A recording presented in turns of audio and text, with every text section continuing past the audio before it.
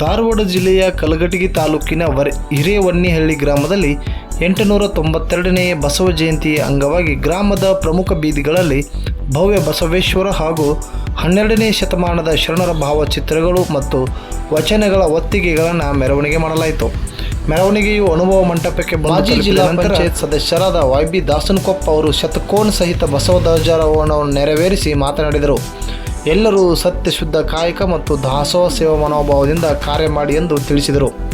ಕಾರ್ಯಕ್ರಮದಲ್ಲಿ ದ್ಯಾಮಣ್ಣ ಬಡಗೇರ್, ಗುರುಲಿಂಗ್ ಉಣಕಲ್, ಬಸವರಾಜ್ ಮಾದಿ, ರಾಮಣ್ಣ ಕೋಟಿ, ಶಂಕರ್ ಹೊಸಮನಿ, ನೀಲಪ್ಪ ಹಿರೇಗುಂಜಾಳ್, ಶಶಿಕಾಂತ್ ಕೋಟಿ, ಬಸಪ್ಪ ದನಿಗೊಂಡ್, ಶಿವರುದ್ರಪ್ಪ ದನಿಗೊಂಡ್, ರಾಜು ಕುಡಲ್ಗಿ, ಬಸವರಾಜ್ ದೇಸೂರ್, ಅಣ್ಣಪ್ಪ ಜಮ್ಮಿಹಾಳ್, ಗ್ರಾಮದ ವಿವಿಧ ಸಂಘ ಸಂಸ್ಥೆಗಳ ಪದಾಧಿಕಾರಿಗಳು, ಬಸವ ತತ್ವ ಲಿಂಗಾನುಭಾವಿ ಶರಣರ ಬಳಗದ ಪದಾಧಿಕಾರಿಗಳು, ಗ್ರಾಮದ ಹಾಗೂ ಜಿಲ್ಲೆಯ ವಿವಿಧ ಶರಣ ಬಂಧುಗಳು ಉಪಸ್ಥಿತರಿದ್ದರು.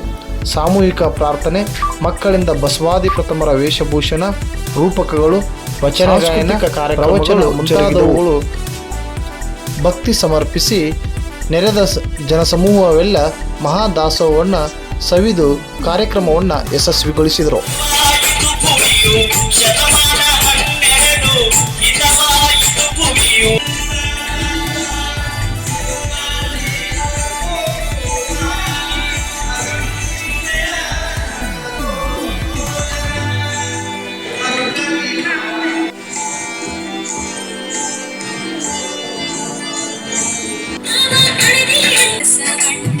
ಧನ್ಯವಾದಗಳನ್ನು ಸಲ್ಲಿಸ್ತಾ ಇದ್ದೀವಿ.